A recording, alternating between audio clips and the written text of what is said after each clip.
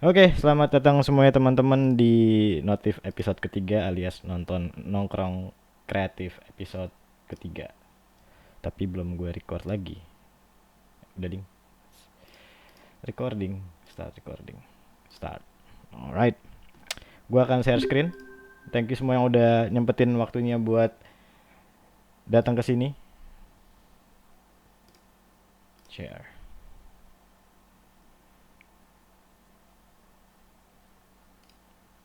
Bisa kelihatan semuanya Dari monitor Bang. gue. Sama susah. Oke. Ignore. Oke. Selamat datang di Notif episode ketiga. Hari ini kita akan bikin Q&A session. Eh, Kalian yang datang boleh nanya bebas, tapi gue akan mendahulukan teman-teman yang udah ngasih pertanyaan di Gform kemarin, gitu. Nah sebelum mulai, mungkin beberapa kalian udah yang kenal, tapi buat yang belum kenal, gue akan memperkenalkan diri dulu, biar eh, yang nggak kenal lebih jadi tahu. Yang udah kenal ya udahlah ya. Oke. Gue motion expert, online editor, sekarang content creator, dulunya dosen film, sekarang gue fokusin bikin platform ngajar sendiri. Gue juga pernah jadi asisten sutradara. Awal mula karir gue jadi asisten event programmer buat LLH Indie Movie di set film di PH-nya Mas Gari Nugroho. Terus pengalaman gue lulus kuliah dari ITB, jurusan desain produk. Terus gue udah bekerja sebagai editor dan filmmaker itu dari 12 tahun yang lalu dan ngajar selama 7 tahun kurang lebih itu gitu. Nah, gua akan masuk ke Q&A session. Q&A sessionnya ada dua jenis di sini. Ada yang teknis sama non teknis. Seperti yang tadi gue bilang, gue akan ngedahulin teman-teman yang udah ngirim form. Tapi buat kalian yang misalnya mau menanggapi, karena gue yakin di sini nggak cuma gue doang yang editor, tapi teman-teman di sini juga udah ada yang pengalaman sebagai editor. Kalau ada yang mau nambahin atau ngurangin apa segala macam, terbuka banget. Kita bikin sesi ini non formal, namanya juga nongkrong ya nggak. Jadi kalau ada yang mau langsung ikutan nimbrung aja, langsung open mic, open cam dan segala macam. Oke, mari kita mulai. Pertanyaan teknis. Pertanyaan nomor satu datang dari Willy sama Gusti Agung. Ada nggak Gusti Agung? Nggak ada. Pandu? Ini lo bukan, Du? Ini pertanyaan lo bukan? Dia pengen bikin something gitu ya. Nanti gua akan kasih lihat videonya apa. Em, Intinya gimana cara bikin editing gini, dan Willy juga kurang lebih walaupun dari video yang beda menanyakan dengan teknis yang kurang lebih sama. Nah tapi gue nggak akan terlalu dalam ngebahas teknis karena hari ini lebih banyak pertanyaan yang non teknis, jadi gue akan bahas secukupnya aja. Oke, jadi ini pertanyaan ini dari Rocks on my fingers like a Gusti. nigga wife me. Got another shorty, shit ain't nothing like me. Yeah, about to catch another fight. Yeah, apple bottom make 'em wanna bite. Oke, kurang lebih kayak gitu. Sama satu lagi itu dari Willy. This Kayak shot is gini. called a speed ramp. It's a smooth transition, and it's actually pretty easy. As you're shooting, keep your subject centered. Speed up the footage between the clips. Oke, sisanya adalah tutorialnya. Jadi kurang lebih teknis yang dipakai di sini tuh utamanya adalah speed ramp. Walaupun di sini ada ditambahin dikit-dikit ya, kayak dia nambahin saber di sini, sama plus dia nambahin beberapa screen di depannya. Cuman gua bakal nyontohin sedikit. Ini ada shot kuda, dia shotnya slow motion. Paling enak tuh kalau lo mau nge-speed ramp, syuting lah di slow motion. Sama kalau misalnya mau ada panning kayak gini nih, gitu emang lebih baik. Atau yang kayak gini lebih baik dari awal lo syutingnya itu udah ngepan. Jadi kameranya lo gerakin gitu dari kanan ke kiri supaya backgroundnya otomatis ngeblur, karena lo bikin blur di pose sama blur dari lensa atau dari kamera itu bakal lebih bagus di yang lo dapat di kamera langsung gitu. Nah ini gue mau coba uh, mirroring. Oke, kelihatan semua udah berubah sekarang jadi Premiere Pro ya. Gue presentasinya di Premiere Pro sob, bisanya itu soalnya. Oke, jadi basically kalau lo mau mainan speed ramp, ini gue punya shot yang panjang dan lambat banget. Nah biasanya yang dilakukan sama orang adalah kayak misalnya gue cuma mau ngasih lihat 1 atau 2 second di depan, kayak 1 2. Nah, abis itu bakal gue potong shotnya. Gue pakai shortcut di sini Ctrl K. Terus misalnya kurang lebih mau sampai di sini kan kaki kudanya masih ngebuka, mungkin gue cepetin sampai dia nutup sampai di sini. Nah, ini akan gue potong juga. Gue bisa klik kanan, kemudian speed duration. Nah, ini bisa lo cepetin nih. Misalnya kalau 200 itu 2 kali lipat berarti. Coba kalau gue klik OK. Terus gue coba play lagi footage-nya dari sini, terus tiba-tiba set.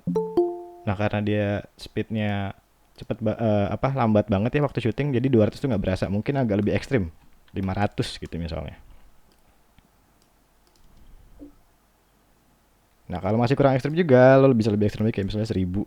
Jadi tergantung balik lagi ke footage yang lo syuting ya. Kalau misalnya lo nggak slow mo, 200 tuh udah berasa banget gitu.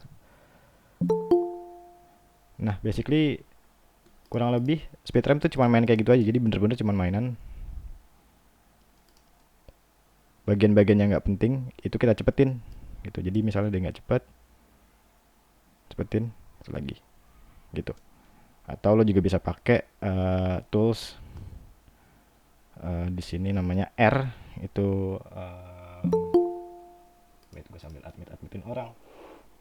Itu namanya di sini ada red stretch. Ya, jadi red stretch ini sebenarnya lo ngubah speed. Kalau tadi kita main ini pakai angka, si speed ini gue bisa ngerubah speednya sekaligus panjang durasinya. Dia jadi makin lambat lagi. Kalau gue maju lagi dia akan makin cepat lagi gitu. Jadi kurang lebih kalau lo mainan speed RAM sebenarnya lo cuma merubah itu aja gitu. Willy atau siapapun yang nanya ini cukup ngerti nggak speed RAM kayak gimana Ngerti, Mas. gitu. Nah, biasanya lo kalau misalnya punya shot panjang nih kayak gini, gue punya shot mobil gitu, biasanya dipakai buat, aduh nih shotnya panjang banget ya, dia ngelewatin si bata ini, ya udah gue ngambil dari sini ke sini sampai sini. Begitu dia masuk ke beton besi ini, gue bisa potong sampai sini. Gue bisa Ctrl R atau clip speed duration 500 gitu.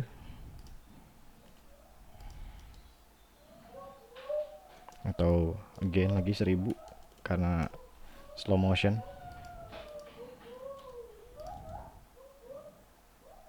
Gitu. Jadi sebenarnya dipakai buat ngakal-ngakalin shot-shot yang nggak penting tapi harus ada. Coba 2000 apa yang terjadi kalau gue 2000 speednya.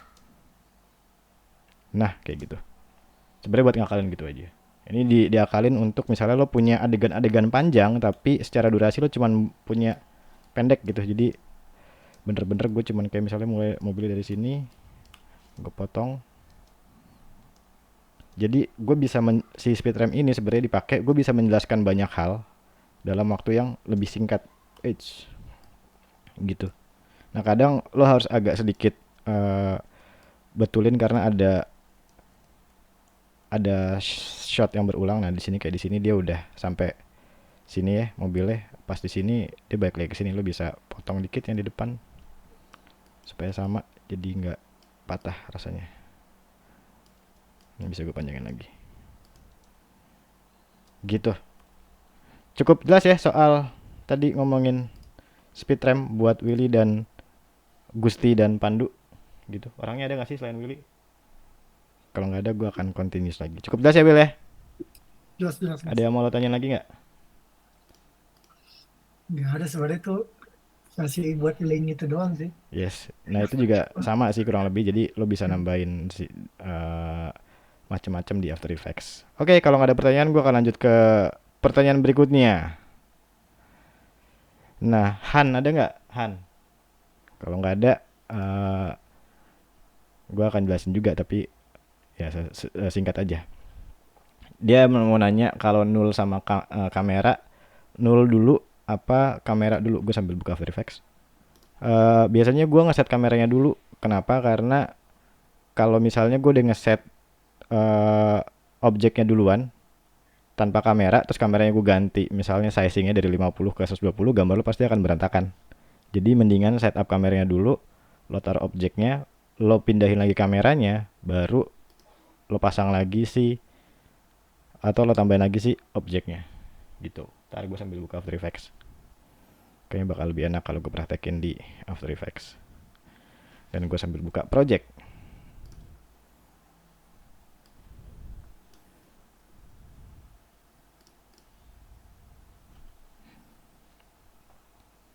Sambil nungguin project, kalau ada yang mau nanya-nanya, monggo.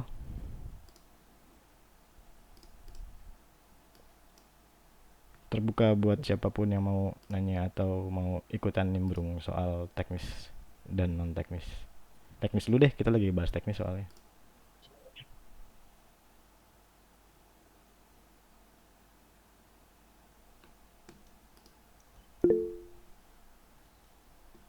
Ada apa tuh?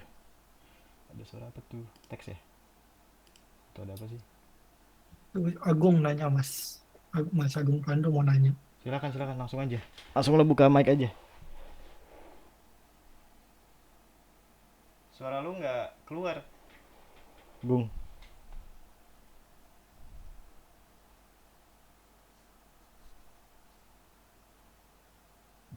Halo Agung.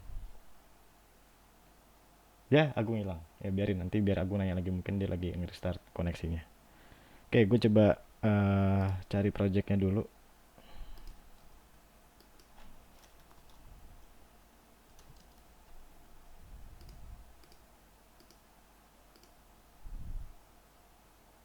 Nah, Agung, gimana Gung? Suara lo udah aman, Gung? Nah, tes tes. Nah, Kedengeran nggak yes, sekarang? kedengeran sekarang. Nah, Gimana, Gung? oke.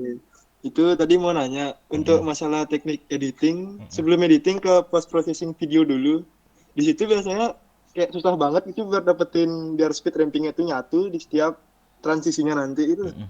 Di situ sih biasanya terjadi masalah pas ngeditnya. Ya, sama yang tadi gue sebenarnya udah contohin. Lo harus ini aja, lo detail aja per shotnya. Mata lo tuh harus jeli gitu. Kayak tadi kan kalau gue coba undo, gitu ya. Ini kan Ya. apa namanya? eh Kalau lo lihat, kalau lo play kayak gini lo pasti nggak ngeh gitu. Kok goyang gitu. Lo harus coba sedikit cek frame by frame. Oh ini lo bisa lihat nih. Di sini mobilnya udah sampai tabrakan sama si mobil putih. Kok di sini belum ya? Gitu, makanya tadi gua majuin lagi.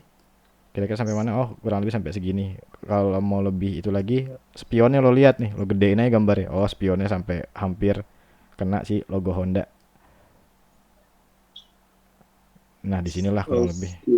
Gitu, lo harus detail aja matanya. Gitu, Gung. Berarti balik ke detail lagi gitu ya. Balik lagi ke editornya. Lo harus detail, harus bener-bener jeli karena sekarang tuh banyak banget kayak lo mungkin udah nonton film-film yang kayaknya satu shot tapi sebenarnya itu patahan beberapa shot digabungin gitu. Gitu. Tidak semudah yang saya kira juga ternyata. Gampang kok, lo cuma perlu telaten aja gitu. Nah, gue mau coba buka Oke. project mana ya? Ini bukan ya? Bukan. Ini dia. Gue sambil buka project. Nah, selain Agung ada yang mau nanya lagi, sumonggo. WhatsApp gue sambil bunyi-bunyi, untung ya.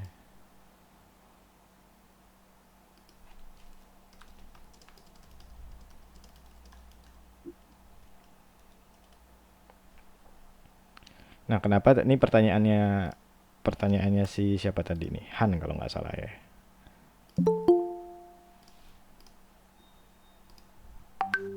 Kok udah ke Dendi? Si Han. Cek. Cek, halo, silakan. Yanto Mas, Gary, yes. spill Mac-nya dong, speknya berapa? Gue pakai Hackintosh by the way Ki, nggak pakai Mac. Tada, silakan di screenshot.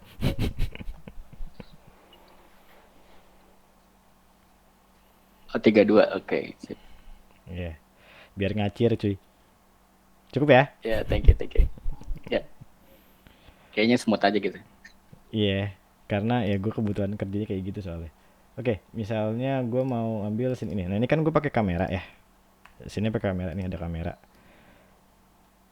Coba gue duplicate dulu biar gue nggak perlu ngulang lagi kalau terjadi kesalahan. Terus ini gue sini pakai kamera. Yang mana kalau misalnya kameranya gue gerakin, itu semua bendanya bakal ngaruh. Cek. Nah, bakal ngaruh. Nah, jadi yang gue lakukan adalah gue coba panjangin dulu shotnya. Jadi misalnya 18 gitu. Nah, ini kan udah berhenti nih. Dan kameranya gue gerakin dia pakai null supaya gampang. Ini kan dari sini terus dia pindah ke situ, pindah lagi.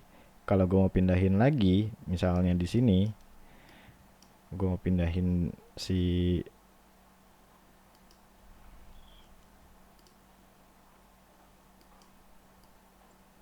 posisi kameranya, itu lebih enak kalau gue bikin kamera dulu dibanding gue bikin objeknya dulu. Jadi misalnya gue mau pindahin dia dari atas ke bawah atau dari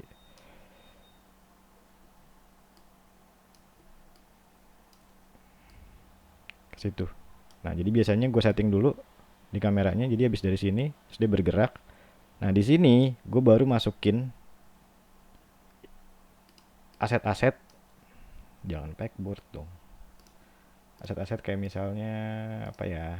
Kenapa isinya board semua sih? Wait.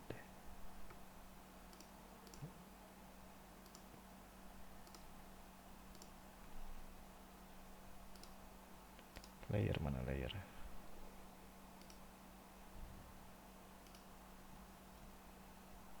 Layarnya banyak amat. Gitu deh. Namanya juga namanya. Nah, misalnya gue taruh di sini. Gue tinggal kasih objek 3D. Nanti lo bisa atur di sini. Jadi gue personally sebenarnya ini apa namanya? Preference masing-masing ya. Cuman kalau gue pribadi gue lebih seneng ngesetting kameranya duluan. Mana sih kertasnya? Nah, kertasnya ternyata di situ. Gue tinggal taruh dia di. Nah, ini karena kameranya udah gue rotate macem-macem, jadi benda objeknya tuh harus agak sedikit menyesuaikan si kamera. Jadi gue tinggal ngatur situnya. Kalau gue mau nambahin, gue tinggal duplicate aja objek yang sini biar gue nggak bolak-balik. Terus misalnya mau diganti sama kata main gitu, gue pakai alt, gue tahan deh, dia jadi ada di situ. Terus gue duplicate lagi. Setelah gue terus sini, gue kasih signature misalnya. Gue geser tapi gue sambil pencet alt di keyboard. Udah. Jadi usaha gue minimal. Jadi habis dari sini kameranya pindah ke situ. Gitu. Ini pertanyaan dari Han. Han itu tadi mau nanyain soal bikin video kayak gini.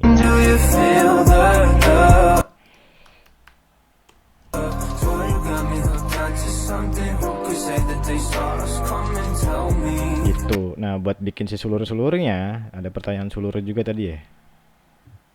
Path and shape. Jadi path and shape-nya lo tinggal tambahin aja setelah lo masang kamera. Karena kalau misalnya lo masang objeknya dulu, terus abis itu kamera lo belum fix, lo ganti lensa. Ini gue ke kamera option,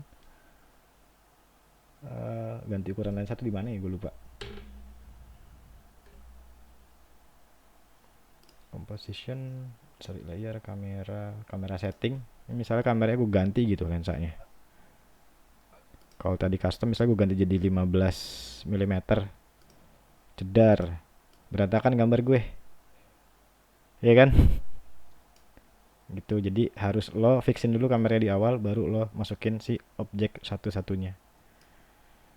Gitu. Mudah-mudahan Han bisa terjawab pertanyaannya, walaupun orangnya nggak ada, it's okay. Tapi bisa buat belajar yang lain. Sambil kalau ada yang mau nanya, silakan. Gue sambil nyawa. Sorry nanya bang. Ya, halo, cek. BTW itu kenapa nggak pakai transform dari kameranya? Kenapa kameranya di parent kenal bang? Oke, tadi gue buka lagi ya. Ya udah gue tutup lagi. Karena kadang ngegerakin kamera itu, kan gue biasanya kerja begini ya, one view gitu kan. Kan kamera lo kagak kelihatan sob di sini. Jadi gue harus ke 4 view dulu. Terus pindahin kameranya ke sini atau kemana. Dengan kadang kamera gue saking terlalu luasnya areanya, gue tuh nggak bisa ngeliat kamera gue ada di mana. Gitu. Oke. Nah, ini kan ada kamera di sini nih. Gitu. Nah, gue bisa aja tuh geraknya dari situ. Dan ini kalau dari top dia kelihatannya kanan kiri doang. Padahal di sini kalau lo lihat, yang di sini nih, ini kameranya muter. Gitu. Jadi makanya gue lebih suka kenal, karena ketika gue kerja di sini one view,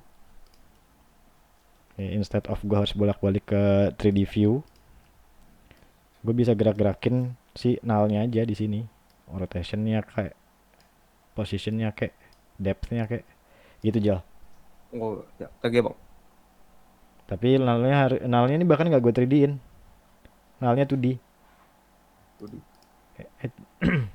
3D ding, sorry. Ada ininya nih 3D. setnya. Gitu. Kalau misalnya gerakannya cuma kayak kanan kiri doang, gerakannya cuma satu arah gitu dari kanan ke kiri, set gitu. Lu kagak usah lo 3D-in kagak masalah kameranya. Iya. Ya nggak? Iya, iya Bang. Gitu. Oke. Ada lagi? Gue mau ngasih tahu soal pertanyaan berikutnya. Itu null object fungsinya apa? Sama gimana bikin partikel. Oke, gue jawab si null dulu ya. Null object. Gue cari asetnya dulu supaya lebih paling enak sih ngejelasin null tuh pakai objek-objek yang banyak anaknya. Mana ya mobil gue? Car dot AI.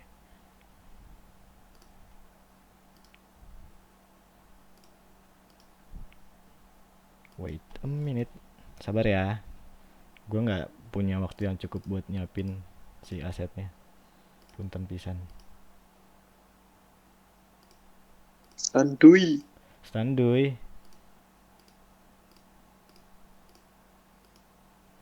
Mana sih mobil gua? Gini nih kalau kebanyakan harddisk, ada 4 harddisk nyolok. Ya Willy sebagai moderator coba Will, sembari gua ngisi nyari file, coba dituntun sesinya. Ditonton kayak gimana mas? Apa Kan kek? nunggu. Lo nari-nari kek? Ntar ya. Ubah Oke. tampilan lu jadi screensaver. Ya elah, screensaver. Lamaan gue ngeset screensavernya cuy, dibanding gue nyarinya.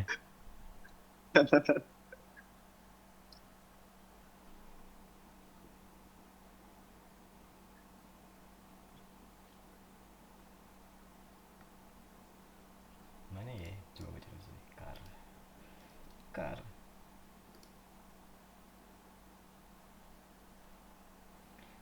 Kalau ada yang mau nanya-nanya sembari gue nyari-nyari, monggo loh, gue bisa menjawab sembari mencari file.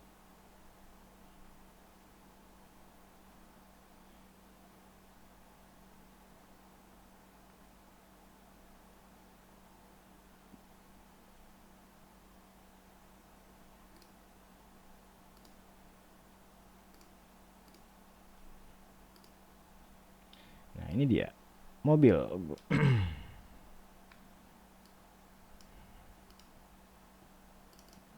Nah, null object. Di sini ada yang tahu null object nggak? Ada yang tahu belum? Yang biasa pakai After Effects. Jadi sebenarnya null itu kayak hantu. Jadi lo punya bentuk yang walaupun ada di composition tapi nggak kelihatan di render. Jadi gue bisa ke layer null object. Nah, ini fungsinya apa? Sebelum ke dia fungsinya apa? Misalnya gue di sini punya mobil ya. Kalau misalnya mobilnya mau gue kecilin ukurannya, kalau gue pakai scale, gue kecilin, dia bakal kayak gitu, bakal misah. Nah, fungsinya si null ini adalah sebagai parenting. Jadi kalau gue parent si mobil, badan, dan rodanya ke null, yang gue kecilin nullnya, dia akan mengecil semua secara bersamaan. Sehingga lo punya keleluasaan untuk gerakin yang lainnya secara individual. Jadi misalnya mobilnya bisa gue gerakin dari kiri ke kanan frame. Kok nggak gerak? Ya iyalah, nggak pindahin mobilnya. Gitu. Sembari yang lain bisa gua kasih animasi yang individual juga. Rodanya gue bisa bikin muter gitu. Dan si badannya karena dia juga adalah gerakan yang individual,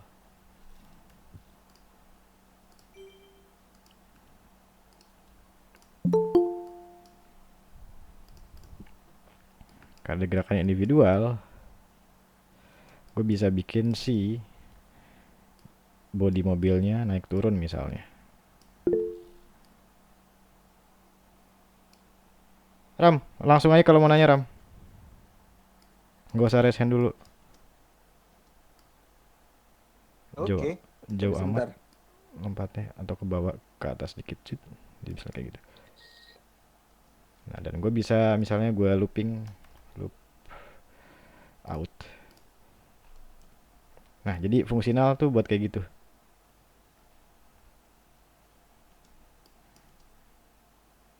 Oke, Itu rodanya udah muter ya. rodanya udah muter, cuman di sini agak nge-lag aja sih jadi nggak kelihatan muter. Di layar gue sih udah muter ya. Oh Enggak iya, kelihatan kok muternya. gitu. Nah, ini mungkin gue ekstremin sedikit naik turunnya biar kelihatan naik turun. Gitu deh, misalnya mobilnya melayang ya. Misalnya pernya super empuk gitu. Nah, gitu. Jadi rodanya nggak perlu ngikut ke atas juga. Oke, itu soal nal. Mudah-mudahan nanti Han sama Dendi bisa jelas. Nah, sama si Dendi tuh ngasih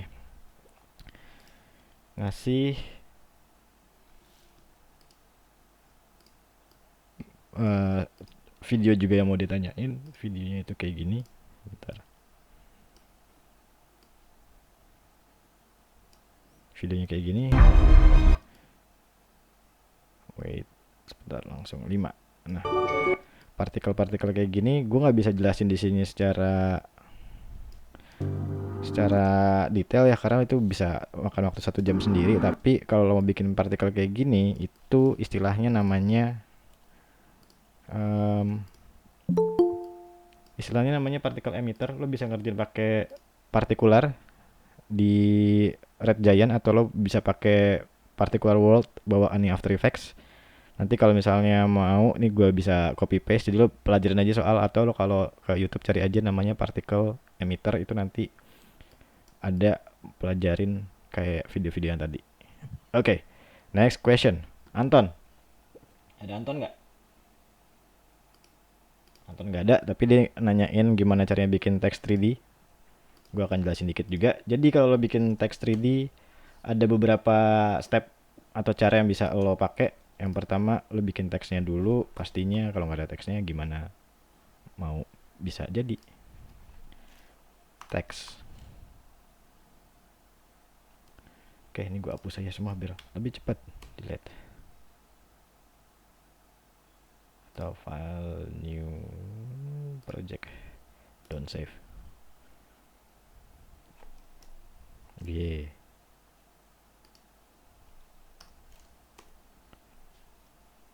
Assalamualaikum semuanya, selamat malam. Sorry telat ya bang. Waalaikumsalam. Salam. Gak apa-apa, langsung gabung aja Har. Oh, ini Bang Ari. Masih Oke, penuh di luar. bikin teks 3D lo bisa langsung di sini pakai yang ada di After Effects gitu. Lo bisa langsung checklist nih si icon 3D-nya.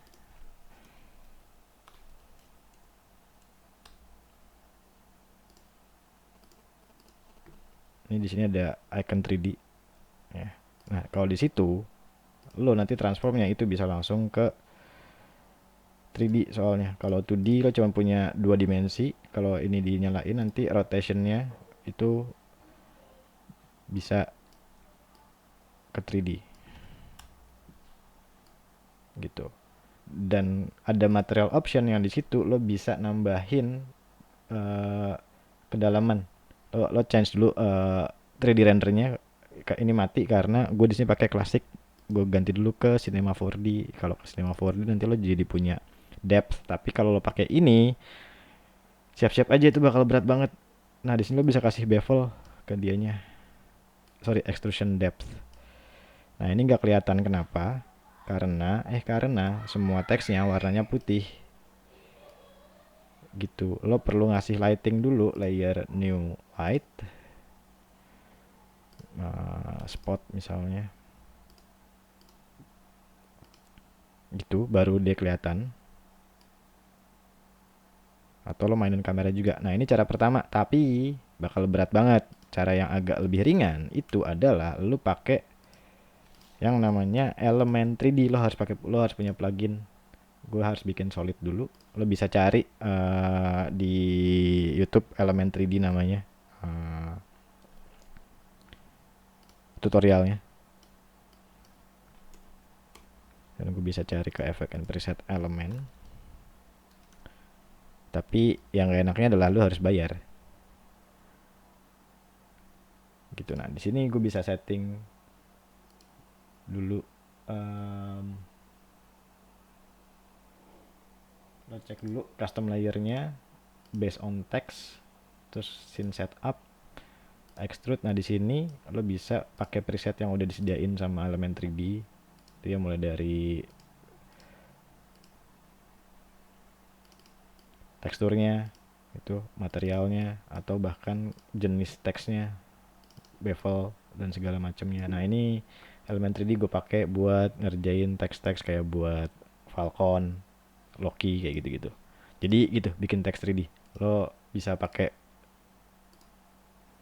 metode yang mana terserah, dan enaknya kalau lo pakai teks 3D itu lo bisa pasang kamera juga. Gitu. Mudah-mudahan Anton nanti kalau nonton bisa terjawab pertanyaannya. Oke, next. Pertanyaan non teknis. Oke. Karena pertanyaan non teknis, layarnya gue ganti dulu.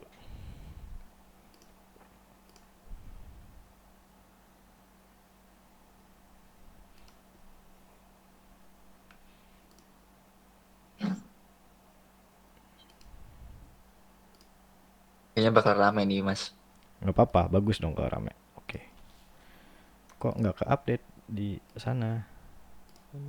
Preference playback.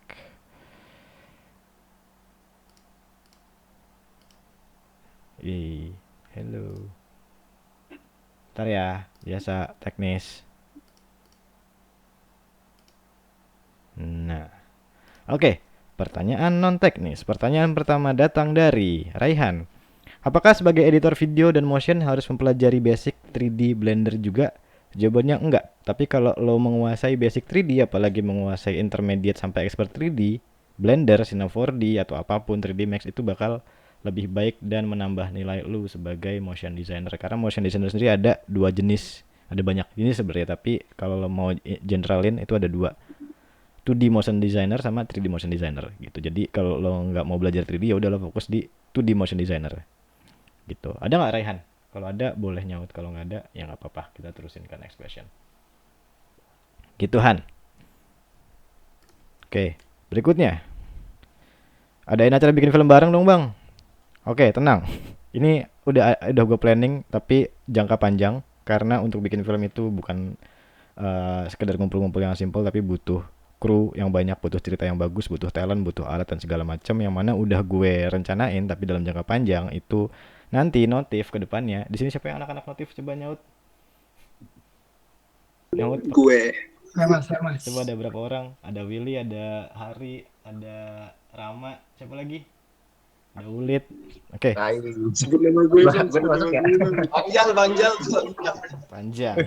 Oke, jangka panjangnya nantinya gue bakal bikin film barengan, karena gue sempat punya project namanya Weekend Filmmakers, cuman karena ada bukan problem sih, gue belum punya orang yang bisa mendistribusikan film itu. Kita udah pernah bikin beberapa film pendek, jadi gue stop dulu gitu karena belum sustainable. Nanti kedepannya pasti gue bakal bikin film bareng gitu. Jadi silakan anak-anak yang udah di notif asah skill lo biar makin bagus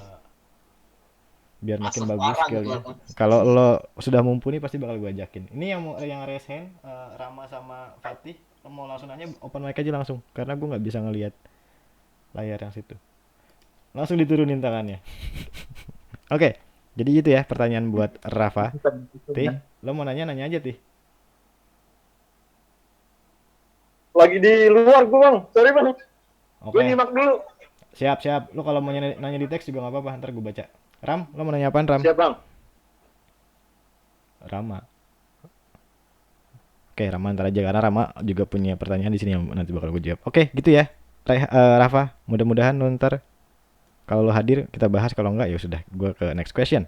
Rifai. Gue liat masuk aja Mas. Hah? Kenapa Ram?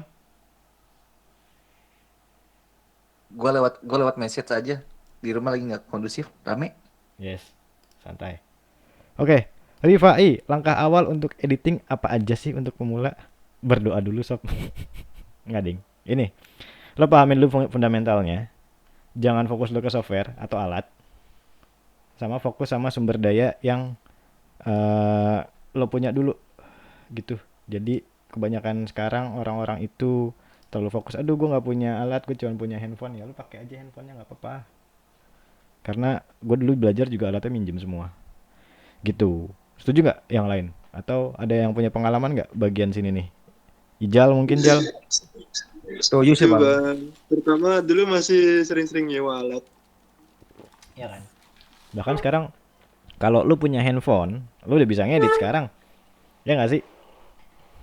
Yoi. Tinggal pakai CapCut gitu. Jadi fokus ke fundamentalnya dulu. Kenapa fokus ke fundamental ya? Yang ngebedain satu editor sama editor yang lain, jagoannya itu bukan masalah di alatnya gitu. Gue bisa pakai Premiere, orang lain bisa pakai Resolve dan segala macam. Yang dilihat bukan dia pakai Resolve dia lebih hebat, dia pakai Premiere dia lebih canggih, yang ini cuma pakai CapCut. Enggak, lo pakai CapCut kalau fundamental lo bagus, atau bahkan lo pakai PowerPoint kalau lo jago ngedit mah jago aja, gambarnya bagus aja gitu. Hidup CapCut. Hidup CapCut, yoi. Gue juga pakai CapCut sob, jangan salah. Gitu. Jadi pahamin dulu fundamentalnya ya, teman-teman sekalian. Pertanyaan berikutnya, karena Rifai nggak ada, jadi nggak bisa mengkomentari pertanyaannya. Gue ke pertanyaan berikutnya aja. Tips dan trik editing. Kan dalam dunia editing itu perlu audio. Kadang bingung pemilihan audio yang tepat untuk footage itu gimana. Gitu. Nah, itu dia. Ketika lo paham fundamental, lo bakal tahu kebutuhan editingnya itu buat apa. Buat ceritanya buat apa. Sehingga dari kebutuhan ceritanya itu baru lo menentukan si genre genre si lagunya mau dibikin kayak gimana gitu. Nah ini kebetulan si Aldi ngomongin fundamental audio visual ya, yang seperti tadi udah dijelasin gitu. Ini fundamental editing ada ini gitu. Tahu itu buat siapa, buat apa, siapa kliennya, kebutuhannya apa segala macam. Karena tiap-tiap video walaupun durasinya sama, walaupun apanya sama, itu bisa beda nanti ngeditnya. Terus gimana cara nyusun shot yang dramatis gitu ya. Nyari audio yang pas tadi juga udah ditanyain. Ada yang namanya kesinambungan sama point of view. Itu kalau ngomongin fundamental editing ini yang harus lo pelajarin, bukan nyari transisi yang bagus gimana sih gitu, atau cari efek ini gimana sih, nggak gitu. Tapi ini dulu, ini lo jago, lo nggak pakai transisi, lo editor lo juga pasti udah bagus gitu. Langsung aja sih, kagak usah resen buset deh, langsung aja open mic cuy. Bang, ini bang, sorry bang, di poin tahu apa dan buat siapa, tahu buat apa dan siapa nih bang. Kebetulan nih bang gini, besok kan ada event gede ya, silaturahmi nasional di Makassar. Yeah. Nah ini kan yang kalau pertanyaannya buat siapa ini, kita kan mainnya lintas generasi nih bang, dari mulai generasi milenium sampai generasi yang kongkong ada semua nih. Nah, gue bikin videonya ntar nih, post productionnya ini dibikin sinematik dengan style kongkong apa style milenium zaman sekarang gitu bang, mendingnya bang. Tadi apa ya? Mau bikin apaan video lu? Event silaturahmi nasional alumni SMA. Oke, terlepas dari lintas generasi, kalau silaturahmi yang mau lo lihat dari silaturahmi itu apanya sih? Ayo, kalau lo belum bisa jawab pertanyaan itu, lo belum bisa ngedit cuy. Belum bang. Ya, itu dulu yang lo tanyain. Jadi ngerti nggak? Tahu buat apa? Konteksnya adalah silaturahmi. Jangan salah fokus di lintas generasi, tapi fokus di silaturahmi itu buat apa sih? Gitu. Misalnya Lebaran, gue nge-shot Lebaran lintas generasi juga nih, gitu kan? Bener nggak? Iya. Ya dong. Tapi apa sih yang inti dari ketika Lebaran? Oke, satu adalah sholat Id. Berarti gue harus nge-shot sholat Id, gitu kan? Tapi gue nggak sholat Id dong. Ya lo suruh temen lo yang non muslim aja nge-shoot gitu. Yang kedua adalah salam-salaman, bagi-bagi THR. Udah, itu. Jadi lo nggak melihat point of view-nya dari umur, tapi lo melihat point of view-nya dari acaranya. Oke. Gitu. Makanya point of view itu penting. Lo mau melihat ini dari kacamata siapa sih gitu. Ada yang udah nonton ini belum film baru dokumenternya Air Jordan. Judul filmnya Air. gitu. Nah, itu film tentang sepatu Air Jordan, tapi sudut pandangnya dari apa namanya? Bukan yang punya Nike, bukan Michael Jordan, tapi dari talent scouting yang kerja di Nike gitu. Gue bisa aja bikin dari sudut pandang ownernya Nike, tapi nggak dibikin sama Ben Affleck, nggak dibikin dari situ, tapi dari sudut pandang orang yang punya apa namanya ide soal bikin Air Jordan, nggak dari Michael Jordannya juga gitu. Gitu point of view. Har, menjawab nggak? Thank you Bang. Terjawab Bang. Thank you. Oke, gue sambil bacain pertanyaannya si Rama. Ram, pertanyaan lo gue simpan dulu sampai nanti di pertanyaan lo yang ada di sini juga ya, biar adil. Oke. Ini Rama kan? Ya. Oke, nah itu Har, soal point of view dan kawan-kawan Har, itu bakal gue bahas besok jam 7 malam. Besok gue di sono Bang, di event sampai Minggu. Nggak apa-apa. Nanti Ada rekamannya ya. rekamannya, Siap. cek rekamannya aja gitu. Nah, di situ gue bakal ngebahas yang tadi gue bilangin. Sama kalau tadi ada yang ngelihat si story gue, nah gue bakal bahas 2 video itu tuh. Videonya ntar gue pasang di sini. Jadi apa namanya, lo ya standar lah, lo bakal dapat sertifikat rekaman, bla bla bla. Tapi yang paling penting di sini adalah ketika lo ikut ini, lo jadi salah satu member notif. Siapa yang udah jadi member notif di sini? Adil. Ada Hari, ada Rama, ada Ulit, ya kan? Ada Willy. Ngapain? Nah, si besok itu adalah ilmu yang dipakai sama editor profesional di seluruh dunia. Gitu. Mau lo Hollywood, mau lo Bollywood, mau lo Indonesia, lokal segala macam itu dipakai banget. Jadi terlepas alat yang mau lo pakai apa. Jadi yang pengen ngedit lebih jago, silakan ikut. Yang udah cukup tahu nggak apa-apa juga. Kalau ada yang belum tahu, teman-teman belum tahu, silakan di-share. Gitu. Nah, ini benefit paling penting. Gitu. Ketika lo ikutan kelas gue, lo pasti bakal langsung gue masukin ke geng nongkrong kreatif. Dan yang kita lakukan adalah kurang lebih kayak gini. Kita nongkrong online, itu tanya jawab. Kita nongkrong offline juga. Siapa yang udah nongkrong offline di sini? Hari, ada Ulit, tapi Ulit lagi di jalan. Ada Rama, ada Willy, gitu ya. Nah, lo boleh share nggak? Lo ngapain aja sih gue kalau ngumpul? Dan apa sih yang lo dapat dari sini? Jangan-jangan nggak dapat apa-apa, nongkrong doang gitu. Main biliar. Main biliar? Enggak, gue belum main biliar. Coba siapa yang mau share soal notif? Nggak ada nih. Sian amat gue. Gua nongkrong belum pernah Mas, tapi one on one sama lu sering. Nongkrong offline baru sekali gua. Ya Har, apa yang lo dapat dari situ Har? Oke Bang. Jadi yang gue dapat pertama tuh gimana caranya membuat video, fundamental video yang pertama Bang.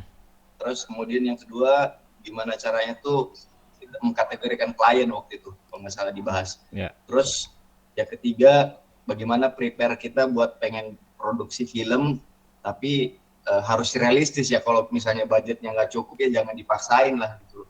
Karena buat film itu butuh budget yang cukup besar. Gitu sih yang gue dapat. Oke. Berguna nggak buat lo? Ilmunya? Oh banget lah Bang.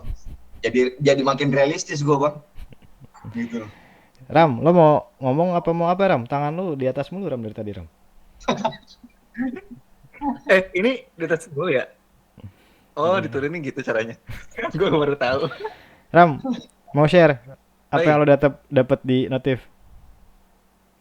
Gue sih realistis aja sih, kalau misalnya di notif kemarin tuh jujur aja gue dapet networking sih yang pasti. Terus juga dapet job. Kalau misalkan ada job ya dapat gitu kan. Yoi. Willy itu kan dapat dari Ulit tuh. Ulit ada tuh. Ulit lagi di jalan doi. Nggak bisa nyaut deh. Ntar juga kalau udah kelar nyaut. Will, lo kan sering ngumpul sama gue Will. Iya Mas. Apa yang lo dapat Will? Banyak Pak, wawasan banyak. Gua kalau nongkrong sih belum pernah kan nongkrong bareng sama anak-anak notif. Iya, tapi lo sering nongkrong sama gue kan? One on one langsung sama lu, kerja bareng cukup sering kan. Ya, by the way Willy ini manusia yang gue temukan di internet dan sekarang udah jadi asisten editor gue. Widih, mantap. Gua juga ada Bang, nggak mau Bang. Ya lu jauh cuy.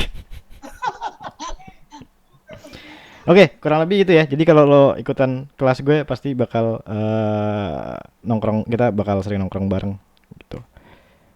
Nah, kita ngapain aja ya yang tadi udah disebutin sih. Kita nongkrong online, tanya jawab, tukar-tukaran job, bagi-bagi skill. Dan nanti ke depan kita bakal bikin karya bareng, dan notif yang berikutnya yang offline gue akan mau bikin sedikit beda. Jadi gue nggak cuma mau ngumpul doang, tapi gue akan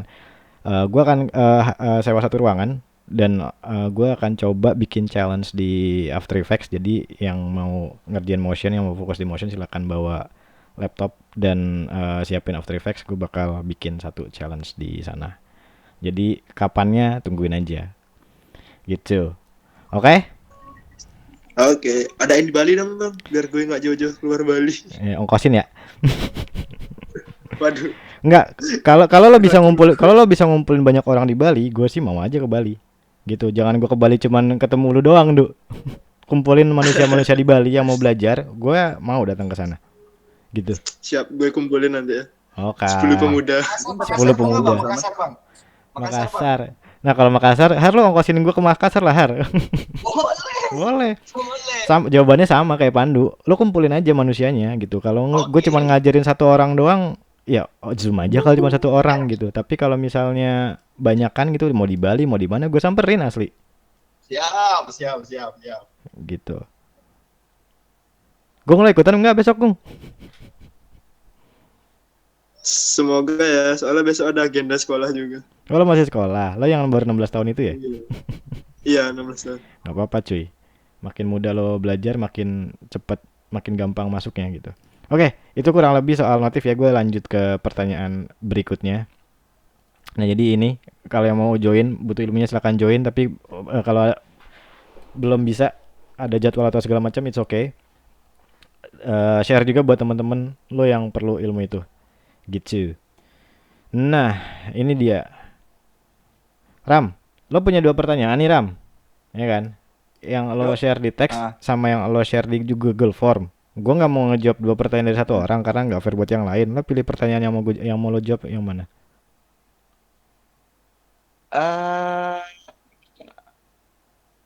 Yang di teks aja deh. Yang di teks aja. Lo pada bisa lihat kan yang lain? Jadi gue nggak perlu baca ya, nggak perlu ngebacain maksudnya. Kemarin gue ada punya beda posting Instagram kan, isinya tuh tentang dalam dan fokus sebuah riset untuk tahu lo punya ide, tapi dia bilang bukan riset yang terpenting tapi orangnya. Sebenarnya gimana sih Mas yang sebenarnya itu di industri? Oke, dua-duanya penting menurut gue. Gitu. Karena riset sendiri itu adalah skill yang harus lo asah gitu. Jadi kalau lo riset tapi lo nggak tahu gimana gunain hasil riset lo itu, percuma juga lo riset gitu. Dan memang mungkin dari perspektifnya dia ada beberapa orang yang dia nggak perlu riset, udah bisa intuisinya tinggi gitu. Tapi setinggi-tingginya kreativitas lo, sebagus-bagusnya intuisi lo, ya lo harus tetap riset sih. Gitu. Kayaknya lo harus nanya dalam sih kenapa dia ngomong kayak gitu, nggak cuma sekedar denger reaksi dia doang. Tanya alasannya, dari situ baru lo tahu oh ini maksudnya gitu, Ram.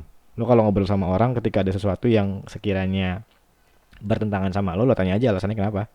Sehingga itu juga salah satu bagian dari riset. Oh, ternyata ada orang seperti ini yang punya pendapat kayak gini. Gitu. Kejawab nggak? Oke. Jawab sih. Oke, yang ini gue skip berarti. Nah, ini pertanyaan dari Bibin. Mas Bibin masih ada kah? Mas Bibin di sini? Ada sih, tapi belum bisa reply. Belum bisa ngerespon. Ada, Mas. Ada. Piye Mas Bibin kabare? Apik to? Alhamdulillah sehat. Oke. Offline editor sama online editor apa bedanya sih? Bedanya adalah kalau offline editor itu nyusun gambar sama footage ya. Jadi satu struktur yang bercerita. Udah di situ aja. Jadi nyusun gambar aja, itu tugas offline editor. Nah, kalau online itu fokusnya di kosmetik. Maksudnya kosmetik adalah dengan ditambahin kosmetik ini nilai visualnya dan storytellingnya itu bakal naik. Jadi nggak cuma sekedar bagus-bagusan biar keren doang, tapi menambah nilai storytellingnya gitu. Kayak misalnya lo mau bikin film horor, kalau nggak diwarnain sama dibandingin sama yang diwarnain jadi lebih ke biru-biruan atau yang cold, itu pasti bakal lebih menakutkan yang udah diwarnain gitu. Dan online editor biasanya itu dibagi-bagi lagi tuh. Ini gue di sini gue tampilin yang visual doang. Nanti di yang audio itu ada lagi online, pas proses online mulai dari scoring, bikin sound effect, Foley dan macam-macam gitu. Itu bakal gue jelasin juga tuh di workshop besok. Nah, online editor tuh biasanya kebagi ada colorist buat ngegrading, ada motion designer atau ngerjain motion graphic baik 2D ataupun 3D, sama ada orang-orang, ini biasanya gue nyebutnya orang-orang online tapi dia ngerjain VFX sama compositing. Kurang lebih gitu, Mas Pin. Terus kalau tadi pertanyaannya gajinya berapa, macam-macam ya. Lo bisa start dari 3 juta per project sampai ada yang 12 juta 25 juta per project juga ada gitu. Dan biasanya range pekerjaan itu dari 2 minggu sampai 1 bulan. Jadi lo bisa beli motor dari satu project sebenarnya. Tapi tergantung dari project yang lo pegang apa, sama berapa berat beban pekerjaannya, sama lo ada di fase mana, jam terbang lo segimana. Gitu, Mas Pin. Menjawab nggak? Oke, makasih Mas. Ada pertanyaan? Tambahan ya Mas. Kenapa? Tambahan yang Monggo. offline. Offline itu kalau di film udah nggak boleh diubah-ubah ya. Kalau udah disetor ke yang ke online. Nggak boleh. Jadi sebelum ke online itu offline harus lock dulu gitu. Ini harus lock dulu, dan ketika udah di sini sebisa mungkin itu jangan berubah lagi. Karena kalau berubah lagi, wah muter lagi panjang, Mas. Jadi selesaiin dulu di sini sampai udah di lock sama sutradara, produser, kliennya atau eksekutif produsernya, baru kita pindah ke si online gitu, Mas. Baik, kasih. Itu nggak tim ya Mas ya? Oh, editor itu nggak ada yang tim ya? Apa gimana? Biasanya sih kalau misal offline ada 2 orang atau mungkin online ada berapa orang gitu. Tergantung skopnya. Semakin besar, semakin banyak orang yang kerja. Kalau di film itu offline editor aja biasanya punya asisten 2 atau 3 orang di belakangnya. Gitu. Apalagi online lebih banyak lagi manusianya. Gitu, Mas. Tapi kalau misalnya kayak project-project yang kecil, misalnya kayak buat UMKM atau buat wedding gitu yang pokoknya skalinya kecil banget, itu satu orang bisa ngehandle offline sama online. Gue sering megang offline sama online sendirian gitu, tapi adalah saya. Kenapa? Saya juga gitu. Iya, cuman ujung-ujungnya ketika proyeknya udah makin gede, lo harus ngasih itu ke orang lain, karena sesendiri-sendirinya gue offline sama online, bagian grading itu nggak pernah gue pegang karena gue nggak bisa. Gitu. Bagian sound mixing itu selalu gue lempar sebanyak-banyaknya project yang gue pegang, karena itu gue nggak bisa, as simple as that. Gitu. Jadi ya lo harus tahu dulu nih, walaupun lo sejago itu, pasti ada part-part yang lo nggak bisa kerjain, yang kalau lo paksain kerjain itu pasti hasilnya bakal nggak memuaskan, baik buat lo ataupun buat klien. Gitu. Agung. Makasih, Mas Bibin. Siap. Iya Mas. Mas, gue mau nanya dong Mas. Ya, silakan Will. Ini berdasarkan pengalaman.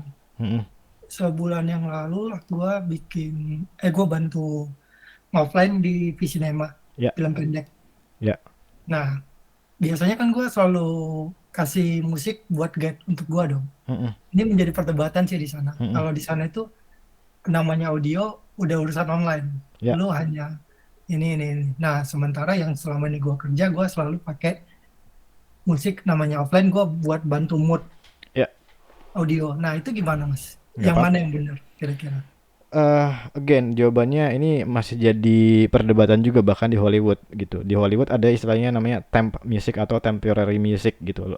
Sama yang kayak lo lakuin. Jadi lo ngasih musik temporary itu bahasa Indonesianya apa ya? Sementara untuk sekedar ngasih tahu moodnya bakal begini. Nah, problemnya kalau di Hollywood, komposernya dipaksa sama editornya, dipaksa sama sutradaranya. Ini sutradara yang belum matang ya. Itu untuk bikin plak sama. Makanya kalau lo lihat di YouTube, nanti gue kasih lihat YouTube-nya. Nama YouTube-nya tuh Every Frame of a Painting. Nanti gue share deh linknya di grup Telegram. Itu problemnya itu. Nah, sekarang ya kalau misalnya lo mau bikin mood, ya bikin aja pakai musik. Tapi ketika misalnya lo di komentar kayak gitu, lo mute aja musiknya, selesai. Oh, oke, bukan berarti menjadi persoalan. Bukan jadi masalah karena di online, bener di online apa yang ngerjain musik itu memang anak online, tapi lo perlu guidance mood akan berubah 180 derajat bisa, tapi at least itu membantu lo, membantu sutradara dan membantu orang-orang yang tidak punya imajinasi setinggi itu untuk oh nanti moodnya bakal kayak gini. Jadi nggak masalah sih sebenarnya menurut gue. Oke, Mas. Gitu. Di sana kata dilarang keras, kalau offline ya just visual gambar. Ya mungkin memang dia mau memisahkan, dia punya sistem sendiri yang dia mau memisahkan antara ini offline. Kenapa kayak gitu? Kalau misalnya editan lu nggak pakai musik udah berasa emosinya, apalagi dikasih musik gitu Will. Sebenarnya itu tantangan buat editornya untuk bikin editingnya sebagus mungkin. Oke, Mas. Gitu. Kalau lo nggak pakai musik, lo bisa nangis ngeliat editingnya, atau lo bisa marah, lo bisa takut. Berarti apalagi kalau dikasih musik, sebenarnya fokusnya lebih ke situ sih. Berarti bukan persoalan Mas ya? Bukan persoalan. Gitu. Oke, thank you Mas. Alright. Oke, kita lanjut ke pertanyaan berikutnya ya. Mas Bibin udah aman kan? Bang, nambahin dikit dong bang. Siapa tuh? Boleh. Pasti bang. Ya Tih, monggo Tih. Ini gara-gara ngomongin offline editor sama online editor nih bang. Buat online editor tuh buat gue sendiri kayak lebih gampang dinalar gitu bang. Oh, editor untuk memberikan kosmetik gitu bang. Nah kalau offline editor itu bang, kalau di level profesional itu biasanya kayak backgroundnya apa mungkin bang, pendidikannya gitu, atau kayak gimana cara berkarir di sana gitu bang, orang-orang itu. Ada dua, lo bisa otodidak, itu versi modal dengkulnya, ya, atau lo kuliah film, kayak misalnya lo ke IKJ atau ke universitas yang ada jurusan film dan televisinya, itu ada major editing, gitu Tih. Oh gitu ya bang ya? Iya. Karena kalau lo ke sekolah film, itu ada major-majornya nanti, ada major penulisan, major penyutradaraan, major sound, major editing, macam-macam. Tapi kalau di pengalaman lu bang, itu orang-orang yang ada di industri itu kebanyakan orang yang pendidikan formal gak sih bang? Nyampur. Oh, hampir 50-50 gitu bang? Gue nggak tahu persentase tepatnya berapa ya, tapi nyampur. Kayak gue nggak sekolah film, gue nggak punya pendidikan formal di film, tapi gue kerja di film. Joko Anwar, Angga Dimasa Songko, Monty Tiwa, itu nggak ada yang sekolah film. Tapi Hanung, Iva Isfansyah, gue lupa Iva sekolah atau enggak, tapi Hanung, siapa lagi ya lulusan IKJ, banyak juga Mo Brothers itu lulusan dari luar, banyak juga yang dari sekolah film gitu. Jadi ya lu mau ambil yang ranah mana gitu.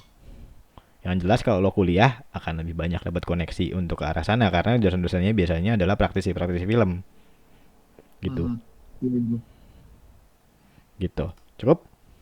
Bang, nambah dong bang. Kenapa? Nambah bang, masalah offline editor tadi. Masalah musik. Gue cukup bang, thank you bang. Oke Tih. Jadi, lanjut ya bang ya? Ya lanjut.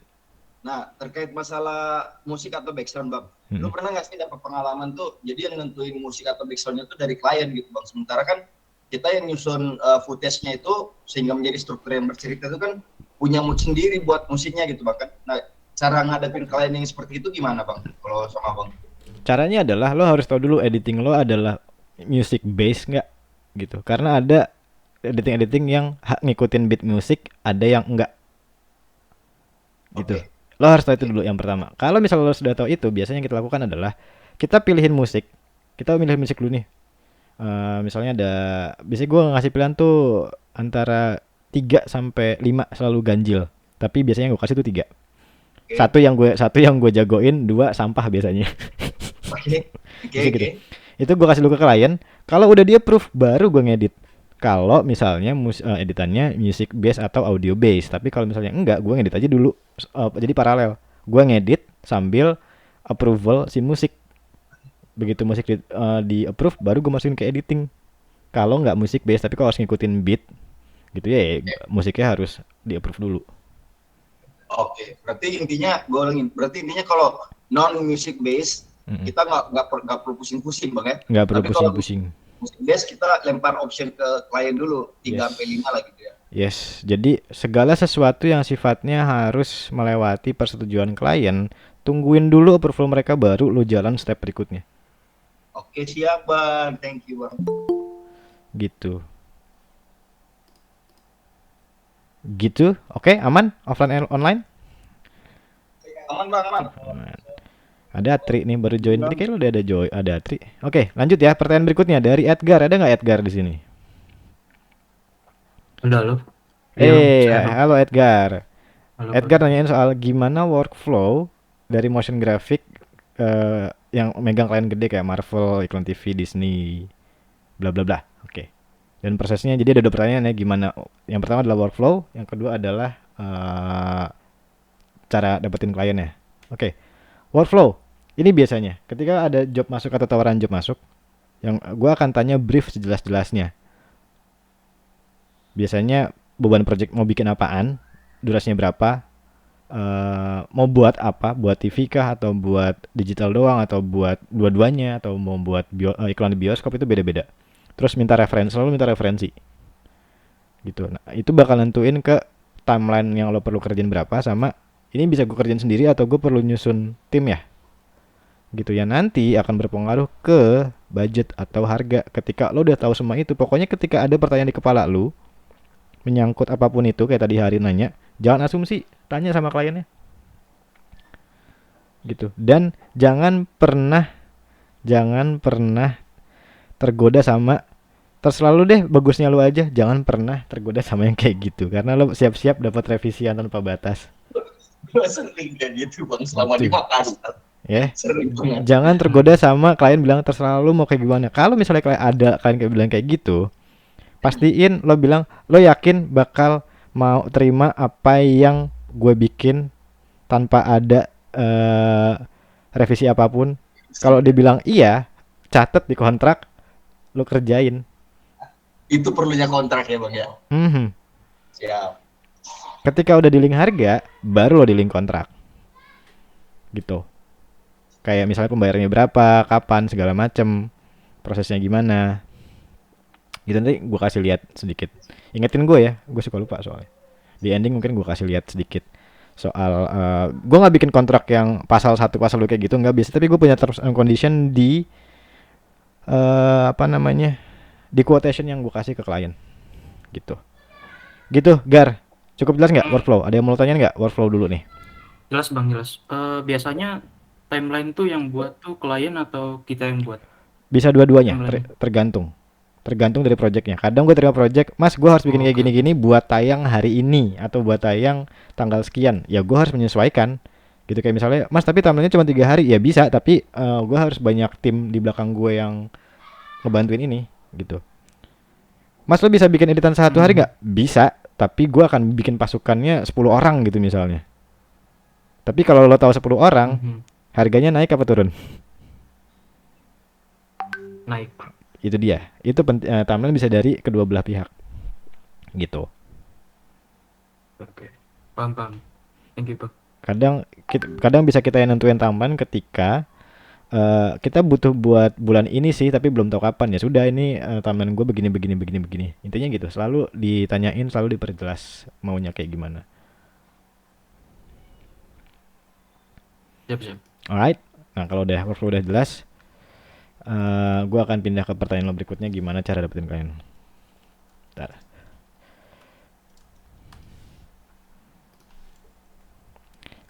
Dapetin klien tuh ini jawabannya klise ya, tapi ya ini yang gue lakuin. Nongkrong, gaul, ikut komunitas, banyakin teman yang ikut kayak gini-gini. Karena jujur gue dipercaya buat ngerjain project Marvel gara-gara gue segitunya soal Marvel. Jadi setiap kali abis nonton, ya kalau temen gue punya pertanyaan, ini kenapa gini ya, gue jawabin aja menurut komik tuh gini. Sehingga ketika dapat project itu, si Hafid kayaknya bisa ngedit dan ngerti Marvel, udah Hafid aja ngerjain gitu. Gar. Gitu. Dan ketika lo nongkrong, jangan fokus ke nyari job, tapi fokus cari teman, karena lo nggak tahu teman lo itu bakal jadi apa di masa depan nanti gitu. Jadi fokus nyari teman aja. Siap. Get you. Oke? Terus kita lanjut kalau Edgar aman, gue lanjut ke pertanyaan berikutnya. Nah, Gar, salah satunya itu kalau lo udah nongkrong, lo juga harus punya yang namanya portofolio, sob. Gitu. Nah, detailnya soal portofolio bakal gue bahas di kapan tuh? Tanggal 20 Mei. Dan ini free. Jadi silakan join. Tungguin aja, pasti bakal gue promoin, gue kasih tahu di mana? Instagram gue. Jadi kalau ada yang mau ngomongin portofolio, silakan. Gue sama creators community bakal bikin live session free ngobrolin soal portofolio. Gimana gue bikin, ya intinya ngobrol portofolio sih, supaya memancing klien yang lo mau gitu. Dan kalau lo mau yang lebih detailnya, gue akan bahas lebih dalam lagi ngomongin itu di sebelum itu gue akan ada notif online offline dulu ya. Jadi ini jadwalnya after class bulan Mei akan ada ini free tanggal 20. Ini harusnya ini dulu ya, mid Mei ya. Gimana sih Fit ngatur jadwalnya? Oke, gue tukar. Notif dulu mid Mei gitu. Jadi siap-siap yang di Jakarta yang ikut how to edit on budget bakal kita nongkrong offline. Hari kalau mau datang ke Jakarta sekitaran pertengahan Mei, silakan lo gitu. Di 20 Mei gue akan bahas soal portofolio, dan detail soal portofolionya gue bakal bahas lebih dalam di sesi sini, how to create high value video. Itu tanggal 24 sampai 26. Itu sesinya 3 hari gitu. Lo bisa masuk salah satunya atau ketiga-tiganya. Di situ gue bakal bahas bikin explainer video kayak gimana bikin intro, proses bikin intro, tapi nggak teknis ya. Gue lebih bahas fundamentalnya dan gimana ngobrol sama kliennya dan gimana cara mengelola projectnya, sama yang terakhir komersial video iklan gitu. Jadi silakan dicatat jadwalnya, silakan dikosongkan gitu. Kalau yang nggak punya budget buat daftar, silakan mulai nabung dari sekarang. Tapi kalau mau yang free, ada yang free-nya gitu. Jadi kurang lebih itu jadwal after class bulan Mei ini. Jadi siap-siap aja, luangin waktunya. Gitu deh teman-teman sekalian, kita ke sesi bebas. Kalau ada yang mau nanya, mau ngobrol, mau nongkrong, apapun itu, mau nanya soal karir. Nah, ini dia nih. Pas banget. Gitu. Alright, gue stop share screen dulu. Stop presenting. Oke, silakan. Gue akan batasin sampai jam berapa nih? Kita sekarang udah mau 8:30. Jam 9 kali ya. 10. Nggak mau. Lu aja, Ram, sana. Di Bali udah jam 10. Di Bali udah jam 10. Di Makassar jam berapa di Makassar? Makassar sekarang jam 9, Bang. Lewat setengah 10. Oke. Jadi gimana? Notif hari ini menyenangkan nggak? Mantap. Mantap banget. Daging banget isinya, mantap. Nah. Gitu, yang gratis aja daging, Gung. Apalagi yang nggak gratis. Waduh. OTW ngumpulin duit. Gitu. Yuk, monggo kalau ada yang mau ya, Bang. Nanya atau apapun. Nanya tentang event buat besok, Bang. Jadi kan tugas gua besok kan buat ngambil gambar buat yang diedit setelah event kan. Jadi gua mutusin bikin video sinematik, Bang. Dan ini event pertama gua sejak gua nyampe di Makassar, Bang. Nah, pertanyaan gue gini, Bang. Apakah perlu gue nyusun storyboard dalam pengambilan gambar kayak short angle dan teknik segala macamnya, apa main langsung hajar di lapangan aja, Bang? Storyboard. Pakai storyboard ya? Oh, siap.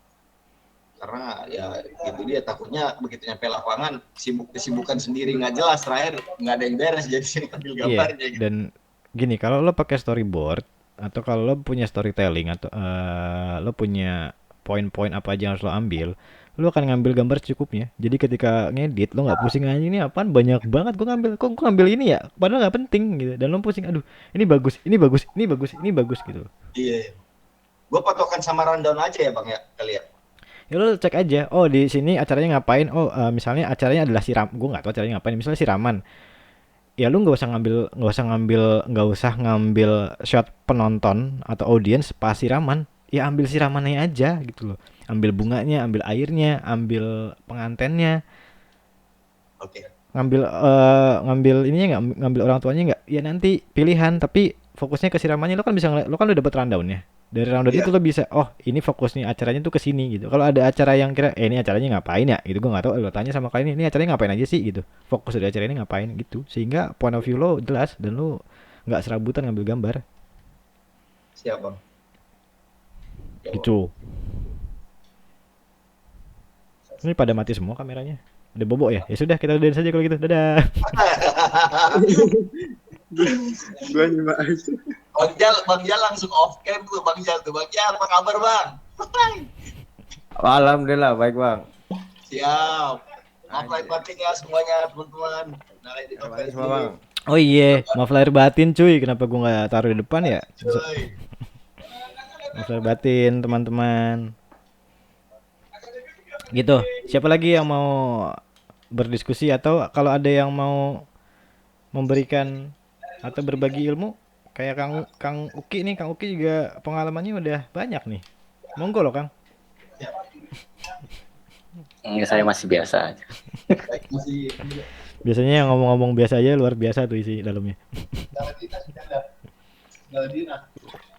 Bisa Bang. Bang, dong bang. Yes, gimana Tih? Ini bang. Har, lu kalau lagi nggak aktif, mendingan mic-nya dimatiin deh. Oh sorry Bang, sorry. Monggo Tih. Di apa namanya? Di kelas yang waktu itu gue ikutin itu loh bang. Lo ikut kelas yang mana ya? Karir itu. Iya bang. Lo ikutan kelas yang mana ya? Yang memulai karir sebagai motion expert kayak deh bang. Oh ya, gimana? Apa yang mau tanya dari situ? Nah itu kan di situ kan ada ngomongin generalis dan spesialis bang. Terus kan di motion itu kan ngelibatin banyak banget nih bang. Ya. Kayak sound design juga, ya. Terus juga visualnya juga, gitu-gitu. Nah kita tuh buat misalkan istilahnya nih bang, misalkan goalsnya adalah menjadi motion expert nih bang. Nah itu tuh gimana cara step by step untuk sampai di sana gitu bang? Kan ini kompleks banget nih bang. Kayaknya kalau sekali makan agak berat juga tuh bang. Gimana bang? Maaf. Oke, gue akan coba share screen lagi karena ini ada sambungannya sama pertanyaan Rama. Beruntung lo Ram, ada pertanyaan yang bunyinya sama. Oke, gimana? Intinya adalah gimana memulai kan? Mana ya pertanyaan Rama ya? Nah ini dia. Sebenarnya pertanyaan lo sama ini kan, Tih ya? Ya nggak sih? Halo Fatih. Kurang lebih. Ya kurang lebih kayaknya. Cuman kata desainernya aja yang beda. Ya nggak?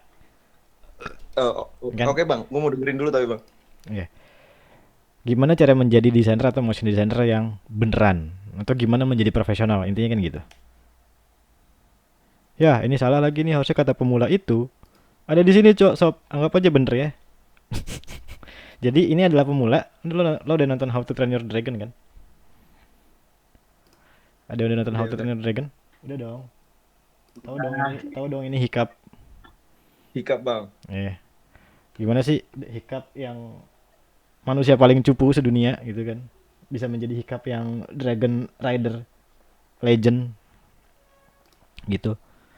Atau kalau kita ngomongin di sini adalah lo pemula, di sini adalah gimana cara jadi desainer beneran, editor beneran profesional atau apapun itu, lo bisa ganti profesinya, yang penting gimana dari pemula jadi profesional. Kalau itu terlalu sulit, kita ganti gini aja. Instead of lo mikir pemula, gimana kalau kita ganti jadi gue di rumah tapi gue pengen ke Bandung. Apa yang lo lakuin? Tih. Pesan tiket kereta misalkan. Yes. Pesan tiket kereta. Lu Ram, lu ngapain? Pesan tiket juga kan? Kalau lo punya duit, kalau lo nggak punya duit ngapain? Jogging tuh. Kerja. Selain kerja, itu kan kalau kerja kan long term kan? Ya. Gimana nih, hari ini gue mau ke Bandung tapi gue gak punya duit. Cari temen yang barengan ke sana. Cari tebengan, bener gak? Cari tebengan. Cari tebengan. Ya. Intinya apa? Mulai aja dulu. Mulainya dengan hal yang paling simpel. Lo tadi bilang pesan travel. Oh lo bisa mulai dengan berarti cari sekolah, cari kelas. Ya gak? Betul bang. Gue nggak punya duit, gimana caranya nih? Cari tebengan, networking dong berarti. Ya nggak? Iya bang. Ya dong. Bener bang. Udah sesimpel itu aja. Nah pertanyaannya adalah, lu udah mulai apa belum? Nah bang, justru gue udah mulai bang. Nah cuman pas dimulai ini, misalkan kayak gini bang, kayak sederhananya waktu itu kan Bang Hafiz sempat cerita tuh, kayak dalam ngerjain satu proyek itu Bang Hafiz, misalkan proyeknya itu melibatkan animasi dan sebagainya tuh bakalan nge-hire orang lagi nih bang. Yes. Nah, apa namanya? Buat proses belajarnya itu, jadi gue udah sempat ngikutin kayak School of Motion gitu bang. Yep. Kan itu dikasih Yep. kayak ada apa sih namanya, aset-asetnya tuh bang gitu-gitu. Yep. Nah cuman maksud gue itu kalau kayak gitu melatih kreativitas gak bang ya? Maksudnya terus misalkan gue mau yang bikin buat kayak bikinan gue sendiri gitu bang, apakah berarti gue harus bikin aset-asetnya semuanya gitu loh bang? Ya tergantung lo mau jadi apa. Kayaknya, bang. Tergantung lo mau jadi apa. Gue jarang bikin aset sendiri. Gue selalu hire designer buat ngebikin aset. Karena gue males aja ngerjainnya. Gitu. Tapi kalau dalam proses belajarnya gimana bang? Apakah ya lo mau nggak bisa bikin aset? Kalau lo nggak mau ya nggak usah dipelajarin. Fokus ke apa yang lo mau gitu. Kalau umur lo berapa sih, Tih? Range umur lo? Gue sekarang 24 bang. Oke. Jadi kalau kata orang bijak, gue nggak tahu yang bijak itu siapa. Tapi kalau gue tahu, gue pasti quote namanya. Di saat lo umur 20, fontnya jelek banget sih. Aduh, minion banget nih. Sophia Pro Extra Light. Ntar ya gue nge-di font dulu ya. Oke. Siap bang. Pakai Montserrat aja. Montserrat, gue punya font sendiri. Di umur 20 tahunan itu coba semuanya. Ya. Ketika nanti lo udah masuk ke umur 30-an tahun, ya. Lo udah harus tahu lo bestnya di mana. Gitu. Kan siapa yang karirnya udah agak Will. Lo kayak gini juga kan, Will? Lo cobain semua.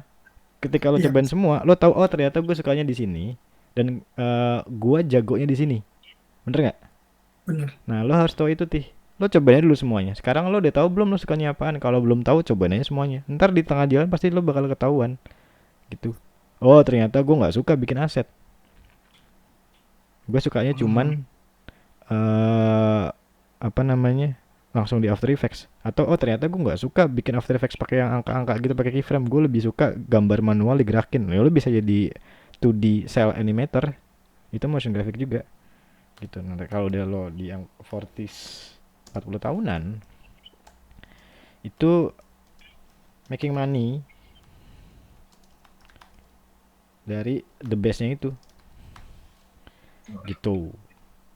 Jadi sekarang ya lu cobain aja dulu. Lu beli kelas di School of Motion segala macam bla bla bla, kan lo latihan tuh. Nah, dari semua latihan itu lo suka nggak gitu? Mana yang lo suka gitu? Atau jangan-jangan nggak suka semua? Atau jangan-jangan ternyata gue lebih cocok jadi offline editor karena gue lebih suka making stories dibanding making asset. Oh gitu ya. Gitu, Pak. Berarti harus dijajal semua dan kayaknya kuncinya sabar bang ya. Maksudnya nggak bisa buru-buru pengen kita tuh di mana gitu bang ya. Ya balik lagi ke sini cuy. Kalau lu masih di sini, ya, lu masih di sini, masih di rumah. Terus misalnya lu masih di mana ya, Cengkareng gitu, masih di sini kan. Anjing, kok udaranya belum dingin-dingin ya? Padahal gue udah jalan, ya lu masih di Cengkareng, gimana sih belum nyampe Bandung? Iya juga sih. Ya nggak? Gitu. Kecuali jaraknya lo pendekin, bukan ke Bandung tapi misalnya kemana? Tengah-tengahnya Bandung mana? Bogor, Bekasi. Bogor. Ya, kecuali lo mau ke Bogor, mungkin dari ke Bogor sejam sampai. Kalau lo tujuannya adalah Bandung, ya 3 jam nyampe Bandung, bener nggak?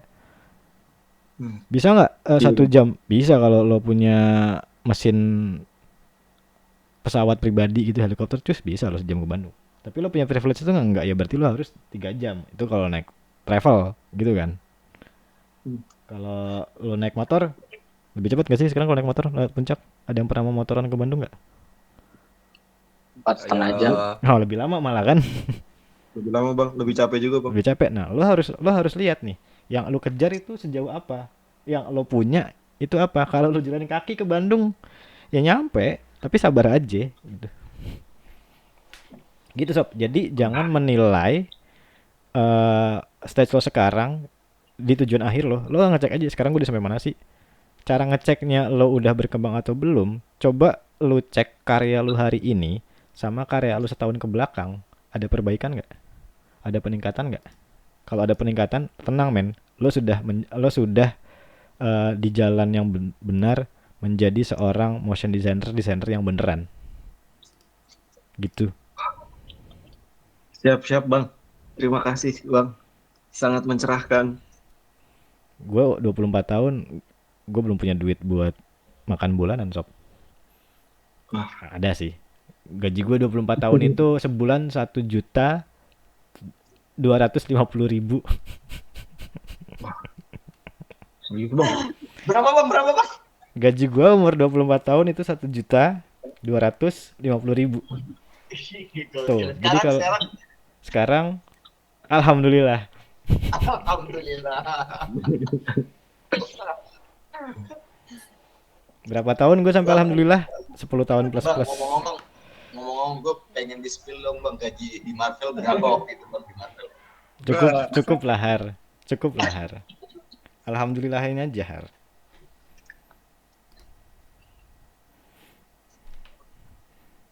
Mas. Yes, siapa itu?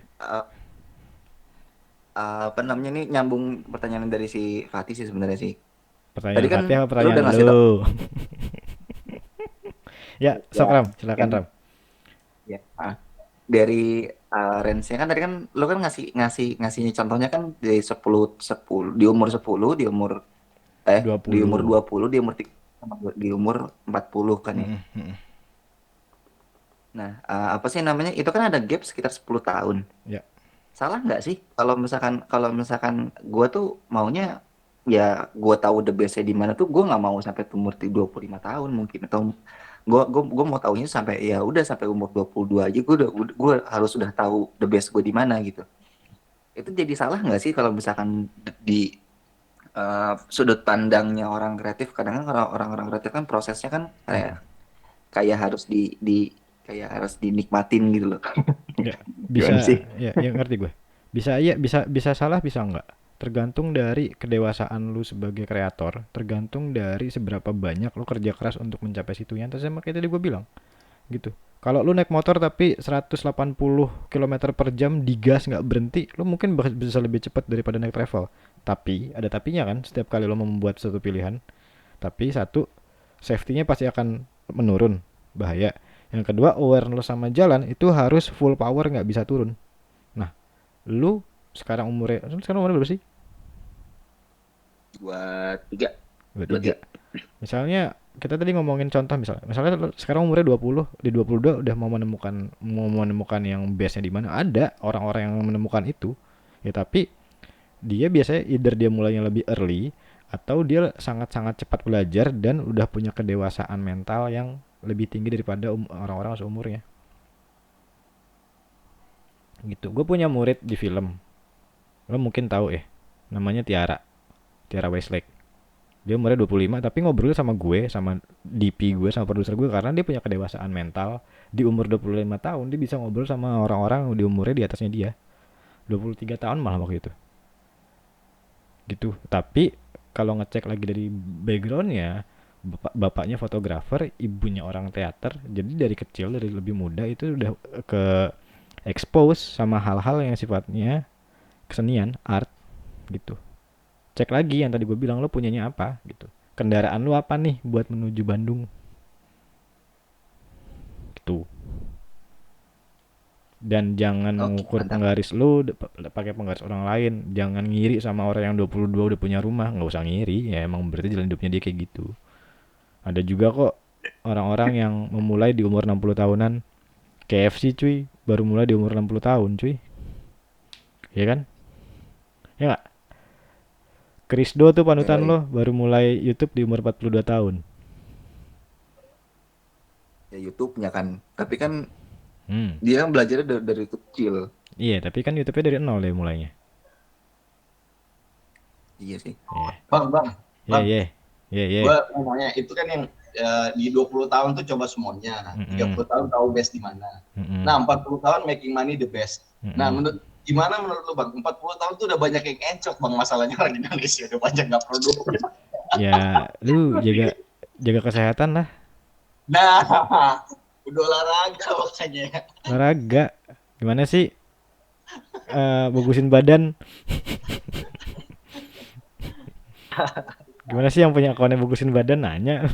Harusnya gue nanya ke lu, Har. Gimana sih, Har? Follow guys ya, bagusin badan.id. Pertanyaannya mau mancing ke situ ya, Har ya? Iya.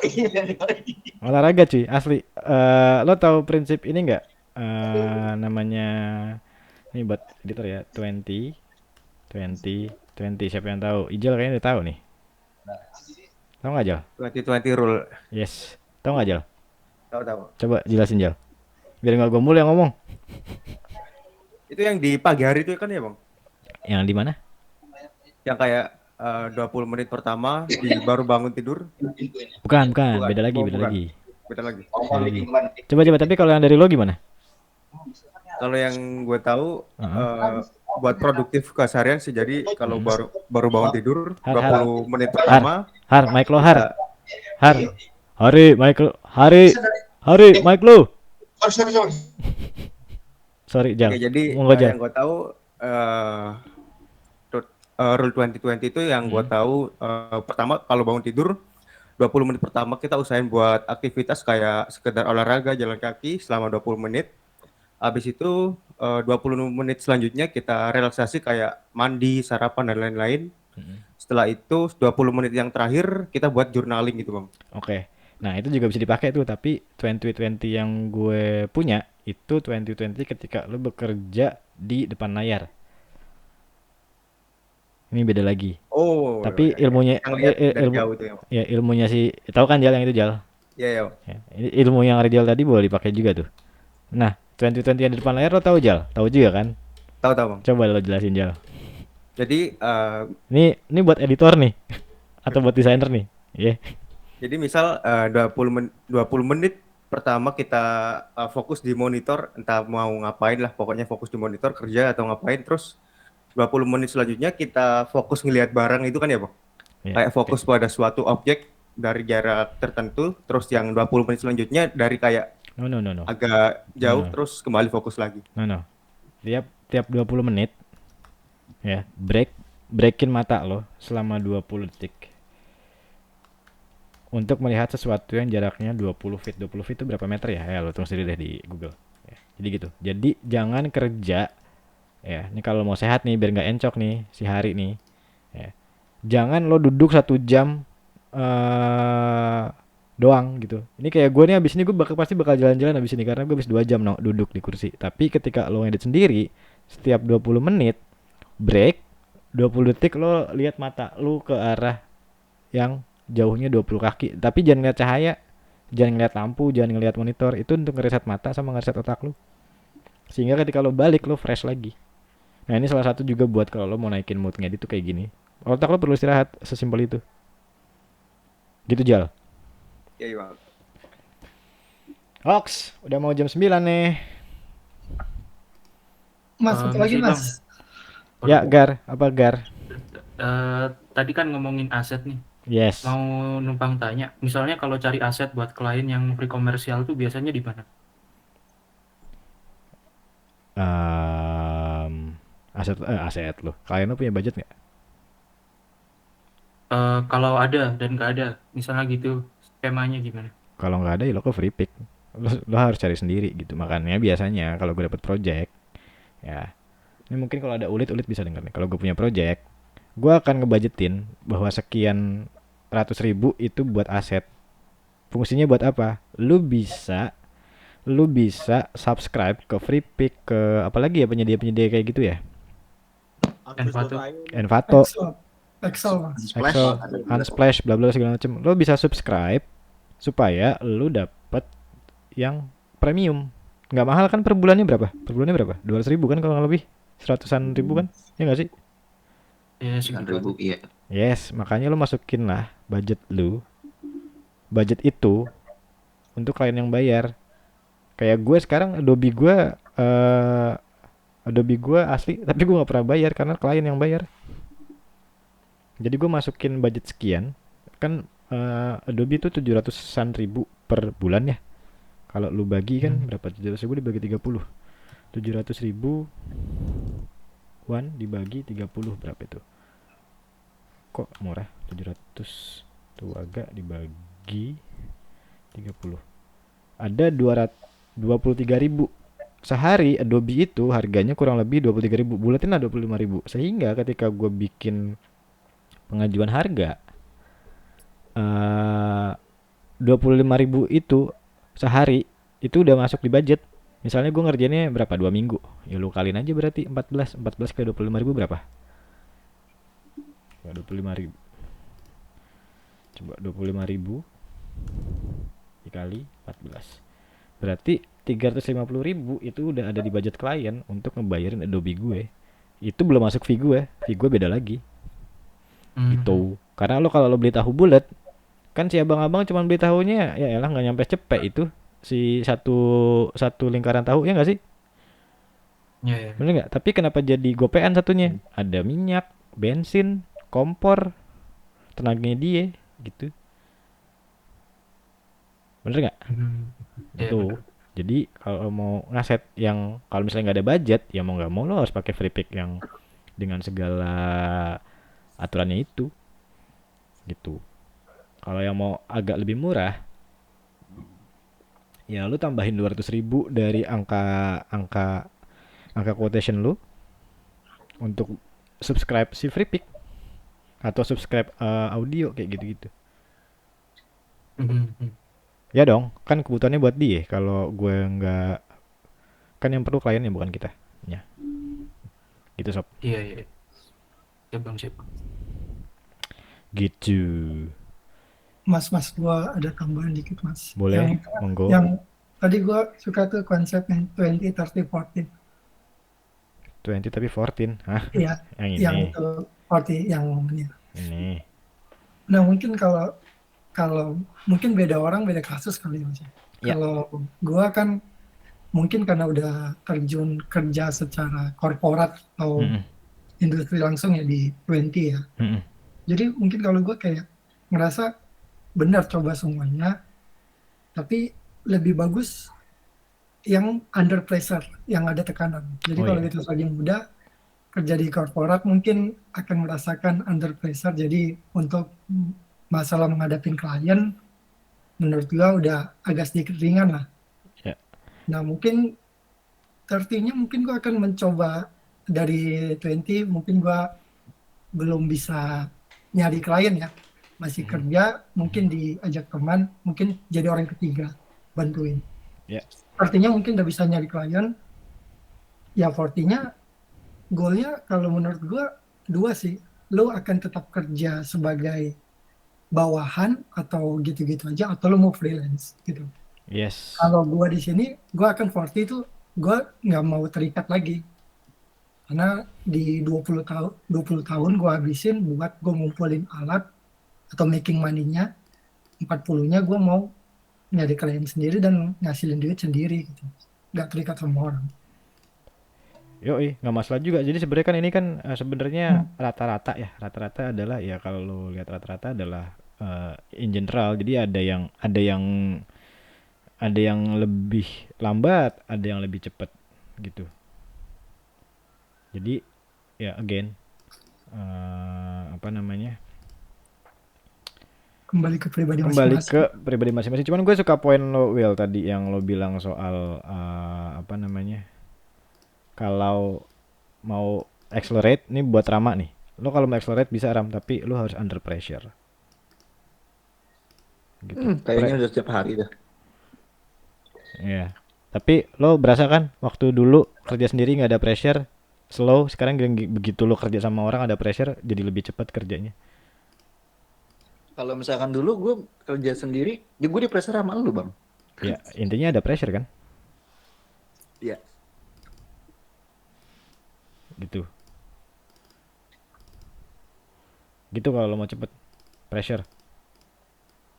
Jadi gak, lo bisa sukses pakai dua cara. Lo jatuh cinta sama kerjaannya atau lo terpaksa ngerjain kerjaannya. Gitu. Oke. Ada lagi? Kalau nggak ada lagi tadi Bang, gue izin keluar duluan ya, mau tidur. Itu siapa tuh? Oke. Silakan Agung Pandu, gue mau ngasih lihat satu hal ini sih soal quotation, mungkin ada yang perlu, tadi gue janji ngasih lihat soal kontrak.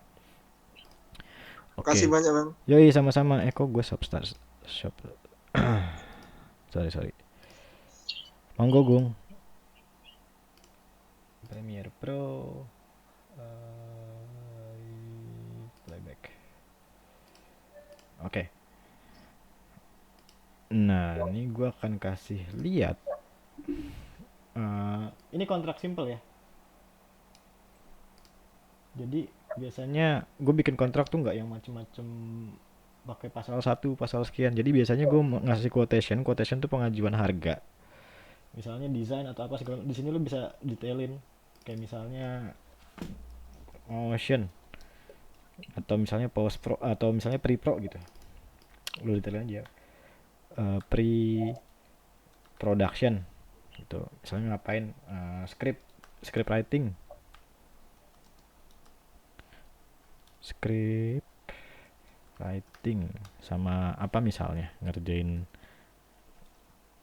riset gitu. Ya lo kasih unitnya berapa? Oh, 1.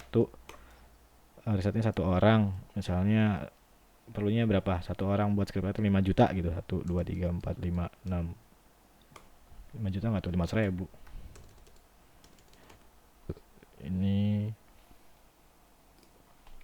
sama dengan ini dikali ini risetnya misalnya sama juga, misalnya risetnya lebih gede gitu, risetnya perlu banyak 10 juta, kok 499 dikali woi, bukan diambil gitu. Ini ntar ada pajak. Terus misalnya yang kedua misalnya langsung post pro gitu, post pro misalnya bikin ilustrator misalnya 1 orang 3 juta. Misalnya motion designer ada 3 orang karena projectnya perlu jonggrang gitu banyak, misalnya perlu 3 orang, masing-masing orang misalnya 8 juta gitu. Tuh agak 40 juta banget. Ini gue asal-asalan yang ngasih angkanya ya, jangan dijadiin patokan. Nah, jadi segini nih misalnya projectnya. Ntar misalnya ada lagi apa segala macam, lu detailin karena biar ketahuan duit gue kemana ya, duit si klien gitu kan. Karena klien suka kenapa mahal banget ya? Ya ini detailnya gitu. Nah di situ nanti di bawahnya selalu udah ngasih harga, di bawahnya lu bisa ngasih ini yang namanya terms and condition. Mereka harus baca. Di sini biasanya gue kasih bahwa ada skema pembayarannya 50% di awal sama 50% di akhir. Ini kalau lo bisa pakai 50%, bisa juga pakai skema kayak gini. Kalau misalnya angka proyeknya gede banget gitu, lo nggak perlu 50 juga nggak apa-apa, lo bikin 30 misalnya. Ini coba gue bikin ada 10 orang deh motion desainernya, sama sekretariatnya juga 5 orang. Saya project gede gitu ya, yang riset itu 10 orang juga gitu misalnya, angkanya gue bikin gede. Ilustratornya 8 orang kan jadi 139 juta kan, yang mana kalau misalnya lo 50 kan berarti gede banget sampai 60 jutaan. Itu lo bisa bikin si down paymentnya itu lo bikin misalnya 30% di awal gitu, 50% misalnya berapa, sisa berapa sih, 70 ya, 30% lagi di 30% lagi di, misalnya lo bisa bikin nih termnya misalnya 75% project finished gitu, sama sisanya berarti 40% delivery, pas delivery berarti third gitu. Jadi tergantung angkanya. Itu skema pembayaran. Nggak terjadi di sini gitu. Nih kerjaan baru dimulai ketika DP udah di approve 50%. Kalau enggak gue nggak jalan gitu. Jadi kalau mau dia ngirim DP ya gue nggak jalan. Kok belum dimulai kerjanya ya? Udah DP-nya udah ada belum gitu? Kalau belum gue nggak jalan. Itu terus ada ini revisi. Biasanya gue kasih 2 kali free revisi per step. Gitu kalau misalnya ada tambahan ya boleh bayar gitu. Bayarnya berapa nanti kita obrolin tergantung. Kalau revisinya gede ya berarti gede, kalau simple ya nggak usah gede-gede nggak apa-apa. Gitu. Force major kalau misalnya tiba-tiba kayak kemarin ada covid atau lu nya sakit atau apa segala macem, atau tiba-tiba gempa di tempat lu, atau ada dajjal datang. Kalau ada dajjal mah udah kelar ya kerjaan, gak dikerjain lagi. Gitu intinya force major adalah hal-hal yang dari alam yang lu nggak bisa hindarin. Gitu. Ada juga nih cancellation fee. Gimana kalau misalnya klien di tengah-tengah kita lagi kerja dia cancel projectnya, ada juga termsnya kayak gimana. Gitu kalau misalnya baru lo udah ngasih DP 2 hari kemudian gue udah mulai kerja lo cancel, ya nggak balik yang 50% ya, karena udah gue bilang di situ. Gitu misalnya. Nah, lo bisa bikin settingan-settingan atau terms-terms yang kayak gitu. Terus di sini lo bisa obrolin juga. Gitu biasanya brand-brand besar itu agak sulit untuk 7 hari karena banyak apa namanya administrasi yang urusan itu panjang. Gitu masih misalnya 30 hari gitu itu masih normal, atau kadang kalau udah makin gede projectnya 90 hari, jadi tergantung. Kalau cuma perorangan seminggu atau 14 hari deh gitu gue kasih keleluasaan, itu lo bisa atur sendiri tergantung projectnya kayak gimana. Terus transfer ke sini lo ntar bisa kasih nomor rekening lo berapa, tanda tangan di sini, terus baru lo kirim ke klien. Ini kontrak paling simpel yang bisa lo buat supaya melindungi diri lo dari revisi-revisi dan gangguan-gangguan yang lain seperti lo nggak dibayar dan segala macem. Gitu. Alright. Oh iya. Sorry nanya bang. Yes. Tadi kan dibahas kalau kayak subscription kayak Adobe gitu, itu perlu dimasukin ke quotation gak bang? Enggak. Gak usah ya? Enggak. Jadi misalnya gue share lagi ya. Biasanya gue nggak masukin. Biasanya sebelum gue bikin ini tuh gue bikin. Ini kalau lihat kan gue punya ada ini nih. Ada w ini kan quotation. Ada lagi pelunasan DP.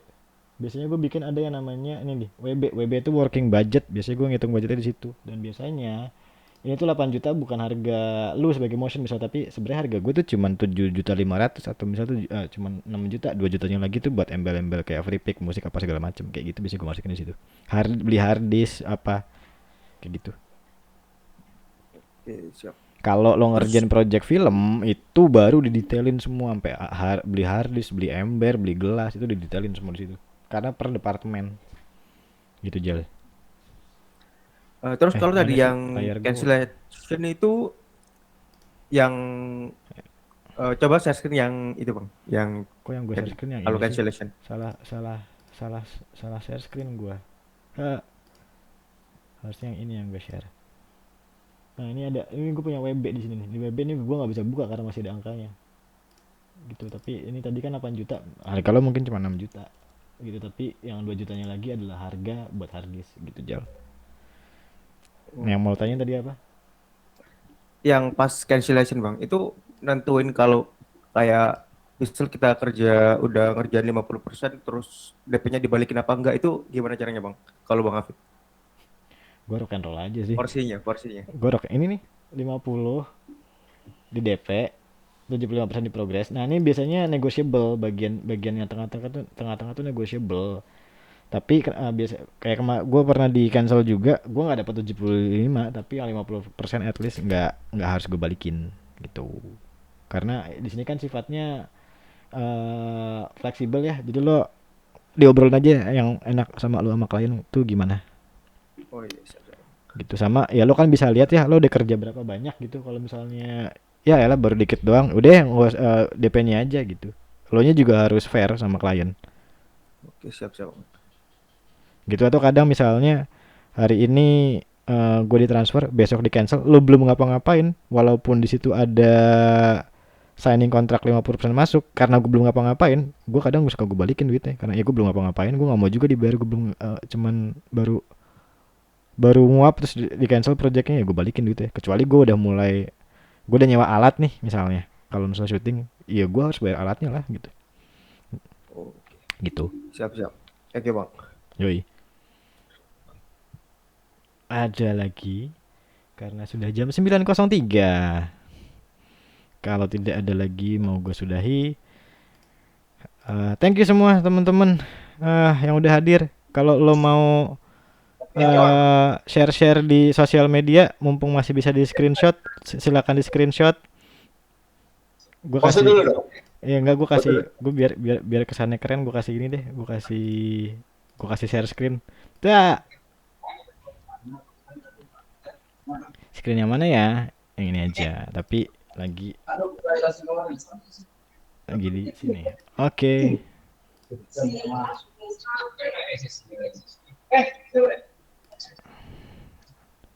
Gitu, saudara-saudara. Kalau mau pose aja, kalau nggak juga nggak apa-apa. Oke? Udah, Bang. Oke. Sip. Thank you, Bang. Oke, Bang. Thank you semua yang udah datang. Sampai ketemu di nongkrong kreatif berikutnya. Mudah-mudahan ilmunya kepake. Jangan lupa besok kalau yang punya waktu, gue ada sesi how to edit on budget. Pasti bakal gue posting di Instagram. Jadi buat yang udah daftar, thank you banget. Sampai ketemu besok. And see you on the next notif. Goodbye guys. Thank you, Bang. Bye. Thank you bang. Thank you, Bang.